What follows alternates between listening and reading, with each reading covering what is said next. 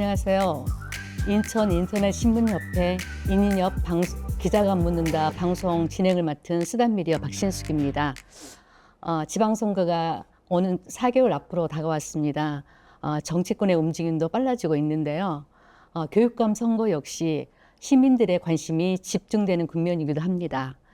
인인협 방송 기자가 묻는다에서는 오는 6월 3일 지방선거에 나설 지자체장 후보와 또는 교육감 후보들을 초청해서 그들이 갖는 정책과 비전, 그리고 시민들이 알고 싶어하는 그런 내용들을 취재, 방송하는 그런 계획을 마련해 두고 있습니다. 오늘 그 첫 번째 주자로 지난주 출마 선언을 하신 임병구 후보님을 모셨는데요. 오늘 임병구 후보님의 다양한 의견들을 나눠보도록 하겠습니다. 네, 안녕하세요. 안녕하세요, 네. 임병구 후보님. 네, 초대해 네. 주셔서 감사합니다. 네. 먼저 가볍게 시작하도록 하겠습니다. 네. 오늘 이제 며칠 지나면 설 명절이 다가오는데요. 네. 시민들께 설 명절에 관련된 덕담 한마디 부탁드리고요. 그리고 후보님에 대한 소개, 그리고 이 시점에 교육감을 출마하게 된 그런 계기, 그것들을 말씀해 주시면 감사하겠습니다. 네, 고맙습니다. 새해 인사를 제가 큰절로 드리고 싶지만 카메라 앞이니까 일단 말로 새해 복 많이 받으세요 인사드리겠습니다. 올해가 마침 병오년입니다. 제 이름이 임병구입니다. 그래서 저는 올해 병구가 오는 해 병오년이라고 하는 인사를 드리고 싶습니다. 병구가 오는 해라고 하는 의미는 인천 교육을 위해서 제가 준비가 많이 돼 있습니다. 20년 가까이 인천 교육 정책을 고민했고요. 그다음에 제가 교육감 출마하겠다고 뜻을 밝힌 지도 10년이 넘어가고 있습니다. 교육 문제만 한 30년 가까이 인천에서 고민해 왔기 때문에 인천 교육을 책임질 충분한 준비가 되어 있다고 생각합니다. 이제 임병구가 오는 병오년이 어떻게 펼쳐질지 지켜봐 주시길 부탁드립니다. 네, 감사합니다. 이번에는 지난 출판 기념회 얘기를 한번 나눠보도록 하겠습니다. 출판 기념회 대단했거든요. 저도 직접 가봤는데요. 그때 눈에 확 들어왔던 게 책 제목이었습니다. 책 임병구. 그리고 또 책임 병구라는 말씀을 같이 하셨거든요. 그거에 관련된 설명을 좀 부탁을 드리겠습니다. 책 제목은 우연치 않게 책임병구라고 하는 제목을 지었는데 다들 굉장히 잘 지은 제목이다라고 하는 말씀을 해주셔서 저도 많이 고무받았습니다. 책임이라고 하는 것은 교육에 있어서는 무한 책임이라고 생각합니다. 무한 책임은 특히나 지금처럼 미래에 대한 불확실성이 높아지는 시대에는 책임의 범주를 정해놓기가 참 어려워요. 그래서 불확실성이라고 하는 것 속에서는 누가 가장 적합한 리더인가를 고민하게 됐습니다. 옛날에 죽은 신의 사회에 보면 이제 키딩 선장이라고 하는 분이 있는데 굉장히 도발적으로 학생들을 지도했던 그런 모습을 우리는 영화에서 봤거든요. 그런 것처럼 새로운 선장의 모습은 시대에 한 번도 겪어보지 못했던 그런 사람의 모습으로 나타날 수 있다고 봅니다. 그래서 오랫동안 교육에 대한 고민을 해왔기 때문에 미래에 대한 희망을 낙관하기 어려운 시대에, 불확실성의 시대에 미래가 주는 파도를 좀 유연하게 헤쳐나갈 수 있는 그런 리더십이 되고 싶어서 이름을 책임병구라고 지었습니다. 그때 출판 기념회 당시에 인천 교육이 많이 아프다고 말씀을 하셨거든요. 거기에서 인천이 가장 아픈 지점, 그 점이 어딘지 한번 말씀해 주시고 또 그 지점 아픈 지점을 어떻게 이렇게 치유해 나갈 것인지에 대한 부분도 간략하게 말씀해 주시면 감사하겠습니다. 예, 가장 아픈 건 이제 학생들이 아픈 거고요. 학생들이 아프다 못해 스스로 목숨을 끊는 자살률이 높아지고 있습니다. 그게 가장 마음 아픈 일입니다. 게다가 최근에는 인천에 특수교사 한 분이 스스로 목숨을 끊으셨어요. 교사가 학교에서 얼마나 힘들었으면 스스로 목숨을 끊었을까라고 하는 것 때문에 교사들이 또 아파하고 있고요. 그리고 학생과 교사가 아프면 학부모님들이라고 해서 정상적일 수가 없잖아요. 학부모님들도 학교라고 하는 공교육 시스템에 대한 불신 이런 게 높아지고 있고 그리고 학부모와 학교의 갈등도 많아지고 있습니다. 그래서 저는 학교 공동체가 학생, 교사, 학부모 모든 분들이 지금 다 아파하고 있기 때문에 그런 아픔을 좀 잘 표현하고 싶어서 아프다는 표현을 썼습니다. 일단 그들을 아프지 않게 하려면 학교가 갖고 있는 고유의 돌봄의 기능, 예. 학교가 갖고 있는 공동체로서의 기능을 복원하는 것이 핵심이고 그걸 어떻게 복원해 나갈 것인가는 정책을 통해서 제가 차차 말씀드리도록 하겠습니다. 네, 많이 아프다는 그런 부분을 돌봄을 통해서 해결해 나가야겠다는 말씀을 해주셨고요. 네. 이번에는 좀 예민한 질문으로 들어가 보도록 하겠습니다. 괜찮습니다. 네.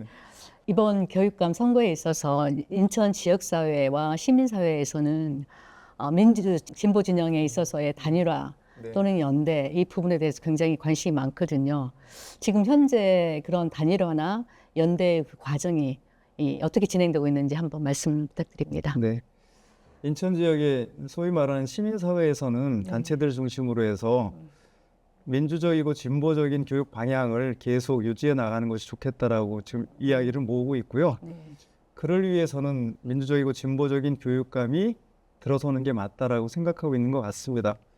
과거에는 민주진보 교육감을 세우기 위해서 시민단체들이 힘을 모았고 그 모은 힘을 토대로 해서 민주진보 단일 후보라고 하는 그런 후보 추천 과정을 거쳤습니다. 교육감 선거 제도는 뭐 정당이 없기 때문에 사실 공천 과정이 없거든요. 후보를 검증할 과정도 없고 그러다 보니까 시민사회가 민주진보 단일 후보를 세우는 과정 자체가 시민 공천이자 시민 검증 과정이었습니다. 그런 과정을 지금 준비하는 것으로 알고 있습니다. 네, 지금 준비하고 있는 과정이라고 말씀을 해주셨는데요. 지금 현재 도성훈 교육감이 내일 10일 출판 기념회를 예정을 하고 있는데 그런 것을 봐서는 출마를 이제 하실 것 같습니다. 말로는 하지 않지만 몸으로 네. 출마 의사를 밝히고 있다고 생각하고 있습니다. 네. 그러면 진보 진영에 있어서의 어떤 구도가 지금 단일화와 연대 어떻게 진행되는지 그 초미의 관심사입니다. 네. 거기에 있어서의 그 도성훈 교육감께서 어떻게 하실지 좀 궁금하기도 하고요. 또 한간에서는 시민사회나 이런 지역사회에 있어서는 도성훈 교육감께서 지난 선거 때는 재선까지만 하겠다라고 말씀하신 게 이렇게 여러 사람들에게 회자가 되고 있습니다. 그건 확실한 건지 아니면 뭐 설로 나도는 것인지 한 말씀 부탁드리겠습니다. 네, 정확히 말씀드릴 수 있습니다. 1월 시민사회 공청회에서 저와 또 다른 이제 후보, 거론되는 후보 한 분이 같이 토론문으로 그다음에 토론회에서 발언으로 말씀드렸습니다. 도성훈 교육감이 본인이 스스로 재선까지 하겠다라고 얘기했던 건 사실입니다. 네, 그리고 지금도 아마 지역의 이제 언론이나 이런 데서 그런 발언을 했는지를 확인하는 것 같습니다. 이제는 뭐 도성훈 교육감께서 직접 그 문제에 대해서 답해야 될 시간이라고 봅니다. 네. 그러면 내일 출판기념회 때 그런 말씀을 언급하지 않으실까? 뭐 기대가 살짝 되긴 합니다만. 출판 기념회 여는 걸로 봐서는 네. 그 말을 덮고 가고 싶지 하지 않을까요? 네. 그러면 지금 후보님께서는 도성훈 교육감께서 지난 선거 때 확실하게 재선까지만 하겠다고 해서 그런 말씀을 이렇게 직접 확인을 해주신 걸로 그렇게 이해해도 되겠습니까? 제가 직접 들었으니까 그죠 사실입니다. 예. 그럼 이제 그런 지금 입장에서 도성훈 교육감이 이제 민주 진영 후보로 나오셨는데요. 같은 민주 진영을 하셨던 도성훈 교육감의 지난 4년을 평가하신다면 어떻게 말씀해 주시겠습니까? 제가 질문을 받고 네. 순한 맛으로 답을 할까 매운맛으로 답을 할까 고민했는데 뭐 어떤 맛으로 하면 좋을지를 모르겠지만 네. 어쨌든 지난 4년 중에 네. 잘한 거는 평화교육, 네. 환경교육, 노동인권교육 뭐 이런 교육을 하면서 교육청의 역량만 가지고 한 게 아니라 시민단체들과 함께 거버넌스 구조를 만들어서 그런 교육을 시행을 했어요. 그게 훨씬 더 현장감 있게 그런 교육이 실시됐거든요. 그런 건 좀 평가해 줄 만하다고 생각하고요. 실패한 건 대표적인 게 인사와 재정 문제가 두드러집니다. 사실 행정이라고 하는 건 사람과 돈이거든요.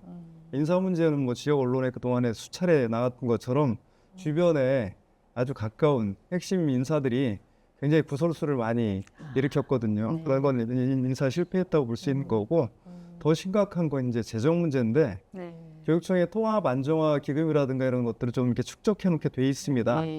근데 그 기금 자체가 지금 거의 고갈 위기에 처해 있어요.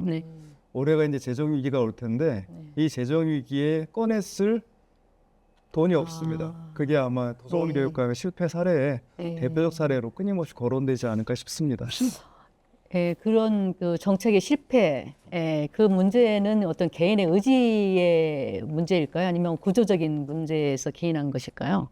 결국 모든 것은 교육감 책임이 되는 겁니다. 모든 행정의 최종 결재권자, 최종 권한을 교육감이 쥐고 있기 때문에 교육의 실패라면, 교육 행정이 실패했다면 그 책임은 오롯이 교육감 책임이라고 말씀드릴 수가 있습니다. 네.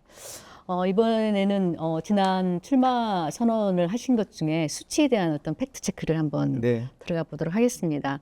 그때 출마 선언 당시에 도성 교육감이 4년 동안 학교를 떠난 아이들이 9,030명이라고 말씀을 하셨어요. 네. 그 수치는 어디에서 나온 건지 궁금합니다. 교육통계 서비스라고 하는 서비스 제도가 있습니다. 네. 국가에서 통계를 잡아서 그걸 이제 시민들에게 공개하는 그런 시스템이거든요. 2021년에 0.5%, 2022년에 0.7%, 그리고 2024년에 0.9%, 1%씩 계속 학업 중단 학생들이 늘어난 건 팩트입니다. 그리고 그 늘어난 요인을 어떻게 분석할 것인지, 그걸 분석해서 어떤 대응 방안을 마련할 것인지는 추후 교육감의 과제라고 생각하고 있습니다. 네. 그러면 그 아이들이 떠난 그 1차 원인이 뭐 학업이라든가 가정이라든가 뭐 친구 관계 뭐 그런 것 중에 어떤 게 가장 큰 요인인가요? 통계를 보면 이제 고등학교에서 네. 가장 많은 학생들이 떠나는 것 같아요. 네. 근데 아마 그런 걸 보면 네. 뭐 대학 입시라고 하는 것도 작용을 했을 것 같고요. 네. 학교를 떠나는 이유는 학교에만 책임이 있지 않고 가정적 요인도 많이 큽니다. 근데 학교 가정의 책임이라고 하는 건 결국은 사회가 함께 고민해야 될 그런 책임이거든요. 네. 그래서 사회가 전반적으로 학업 중단율에 대한 고민을 해나가는 게 지금 단계에선 절실합니다. 네. 말씀 감사하고요. 네. 또 이제 그 임명구 후보님께서는 출마 선언문이나 출판 기념회를 통해서나 뭐 기사 여러 가지 언론 보도를 통해서 교육감이 당선이 되면 권한 축소를 하시겠다고 이렇게 말씀을 하셨거든요. 그 대표적인 거 한번 말씀해 주시죠. 어떤 권한 축소를 하실 것인지. 그러니까 시대 자체가 국민주권 시대라고 하고 저는 이제 교육주권을 주장했던 사람입니다.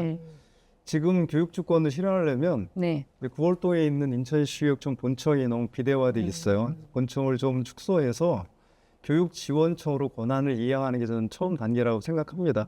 지금 이미 검암 지역이나 영종 지역이라는 교육지원청을 설립해달라는 요구가 빗발치고 있거든요. 그냥 건물만 짓는 것이 아니라 그 건물 안에 실제 권한을 가진 사람들이 들어가서 그 지역에 밀착한 행정을 펼치는 것이 첫 번째 과제라고 생각하고 있고요.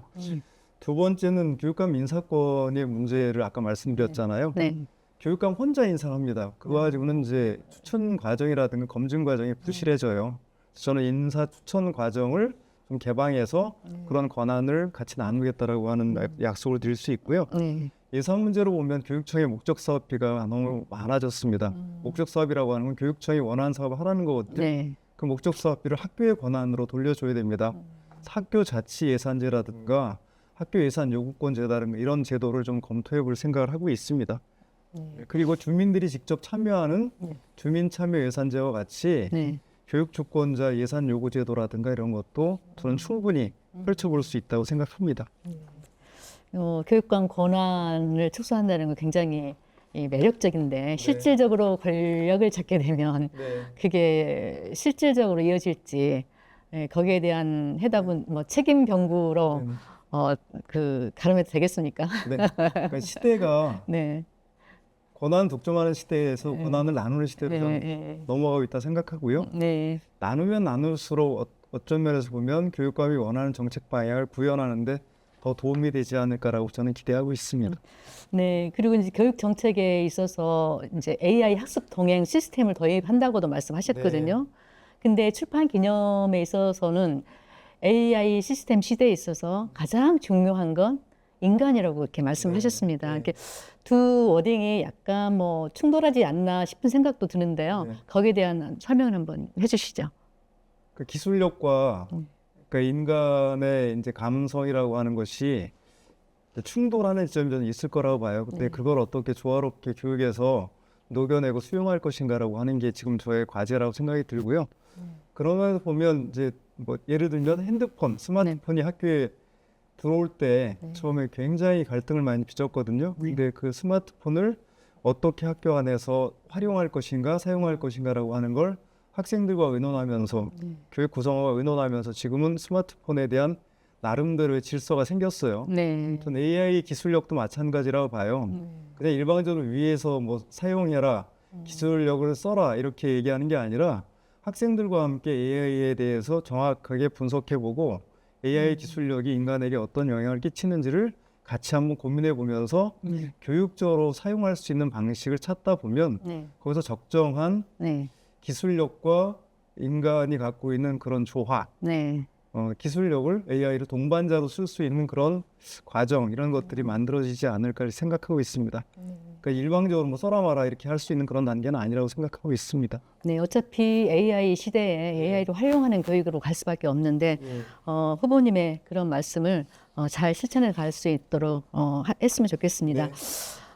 또 하나 또 그 시민사회에서 네. 관심을 갖고 있는 게 진짜 진보에 관련된 발언이십니다. 네. 그래서 그러면서 가짜 진보라고도 관련 비교를 해서 말씀을 많이 해주셨는데요. 네. 그 부분에 대해서 진짜 진보는 무엇이고 또 가짜 진보는 또 어느 기준에서 가짜 진보를 말씀하신 것인지 한 말씀 부탁드립니다. 제가 오죽답답하면 진짜라는 표현까지 썼겠습니까? 한쪽을 뭐 가짜라고 제가 이렇게 폄하하려는 의도는 아니고요. 네. 진보의 성격을 좀 더 강화하다 보면 뭐 진짜 진보성이라는 게 있을 것이다라고 하는 걸 시민들에게 말씀드리고 싶었습니다. 저는 그런 예로는 지금 교육청의 사업이 굉장히 내실보다는 형식, 홍보에 치중하는 게 많아요. 그리고 또 저는 진보의 가치로 볼 때 진보는 개인보다 공동체를 중시하거든요. 개인을 무시하려는 게 아니라 한 개인이 공동체 속에서 단단해지는 과정을 좀 진보는 추구해 왔습니다. 그리고 진보는 아까도 말씀하셨듯이 권한을 독점하는 게 아니라 네. 권한을 나누면서 그 권한을 실질적으로 만들어 나가는 것이 진보적 가치였는데 그런 가치가 지금 실현되고 있지 않기 때문에 저는 좀 진짜 진보의 모습을 한번 시민들에게 보여드리고 싶다라고 말씀드렸던 겁니다. 네. 누구를 가짜로 폄하하려는 건 네, 절대 네, 아닙니다. 네, 네. 그 방금 후보님 말씀하신 건 진짜 진보에 대한 그 내용, 뭐 공동체라든지 뭐 권한을 같이 공유한다든지 이런 부분에 있어서 진짜 진보에 덜 근접했기 때문에 가짜 진보라고 이렇게 명명을 하신 건지. 뭐 진짜라고 하면 한쪽은 네. 가짜다 이렇게 얘기하면 네, 하여튼 불편해하는 시민들이 있을 것 같아요. 그렇죠. 이분법적인 사고가. 더 네, 진화된 진보 네, 이런 정도로 네. 이해해 주시면 네. 고맙겠습니다. 네, 진짜 진보를 네. 더 진화된 진보 교육 그렇게 예, 마무리를 하도록 하겠습니다. 네, 정리를 하도록 하겠습니다. 네, 그러면 지금 그 마지막 질문인데요. 만약에 이제 후보님께서 교육감이 되셨다. 그러면 가장 실현하고 싶은 그런 정책, 이제 우선순위로 한 3가지를 드신다면 뭐가 있을까요? 제가 최근에는 네. 이렇게 말씀드리고 있습니다. 학생의 하루를 바꾸는 교육감이 되고 싶다. 그러니까 실제로는 어떤 이제 정책을 제시해서 그 정책이 어떤 목표를 만들어내는 것은 결국 학생에 가다는 거거든요. 네. 그 학생의 일상이 바뀌면 그 정책이 성공한 것이고 그렇게 바꿀 수 없다면 그 정책은 효과성을 잃어버린 거죠. 그래서 저는 학생의 하루를 바꾸는 교육감이 되고 싶다는 그런 말씀드렸고 구체 저 머릿속에 계속 구상화시켜 나가고 있는 건 일단 아침부터 네. 아침에 일어났을 때 그다음에 학교 갈 때 뭐 등하굣길 안전 문제부터 그다음에 교문 앞에 들어설 때 학생의 마음의 상태를 보살피는 문제 그다음에 일과 중에서 과연 학생들이 배움과 나눔을 통해서 성장을 제대로 하고 있는 것인지 그냥 형식적인 교실 수업이 이루어지고 있는 건 아닌지 진짜 성장을 만들어내는 그런 하루 그리고 방과 후에는 학교와 마을이 그 학생의 전인적인 삶을 돌보는 그런 돌봄 체계를 구축해 나가는 것 그래서 학생의 아침 그 다음에 일과 그 다음에 방과 후까지가 전일적으로 그 학생의 삶에 좀 뭔가 변화를 일으켜 나가는 그런 시스템을 만들어 나가고 싶다라고 하는 말씀을 드리고 싶습니다. 그걸 정책으로 구체화하는 과정은 차차 보여드리도록 하겠습니다. 네, 방금 말씀하신 그 당선 후에 우선적으로 하고 싶어 하시는 그런 정책 3가지를 이렇게 말씀해 주셨는데요. 그 정책이 실현되면 학생들에게는 아주 평화로운 학교 생활의 일상생활이 됐을 것 같다는 생각이 듭니다. 네, 그리고 이제 마지막으로 시민들께 학부모나 이제 시민들께 드리는 메시지 앞으로 뭐 출마 선언에 관련된 그 내용도 좋고요. 이제 당부의 말씀이라든지 지금까지 인터뷰 하시면서 못다 하신 말씀이라든지 그런 게 있으면 말씀 부탁드리겠습니다. 그러니까 교육감은 교육 자치를 책임지는 사람인데 자치라고 하는 것은 교육감에게만 권한이 있는 게 아니라 시민들에게, 교육 구성원들에게 권한이 주어져 있는 거거든요. 근데 그 권한을 어떻게 쓸지에 대한 문제는 조금 더 성숙한 방식으로 서로 의논해 갈 필요가 있습니다. 지금처럼 교육 문제가 갈등을 일으키는 방식으로 하면 그게 아이들에게는 크게 도움이 안 되거든요. 그래서 우리가 교육 자치를 어떻게 만들어 나갈 것인가를 시민들의 관점에서 조금 더 함께 고민해 주시고 그 좋은 길을 함께 찾아가 주시면 좋겠습니다. 고맙습니다. 네, 지금까지 인천 인터넷 신문협회 인인협 방송 기자가 묻는다 방송 취재를 진행했습니다. 오늘은 그 첫 번째 손님으로 임병우 후보님 모시고 말씀 나눠봤는데요. 다양한 인천 교육 정책에 대해서 말씀을 해주셨고 현재 지역사회에서 쟁점이 되는 내용들에 대해서 자세하게 솔직하게 말씀을 해주셨습니다. 이것으로 오늘 인인협 방송 기자가 묻는다 방송을 마치겠고요. 오늘 취재와 영상과 이렇게 해주신 모든 분들께 감사를 드립니다. 저는 진행을 맡은 박신숙이었습니다. 감사합니다.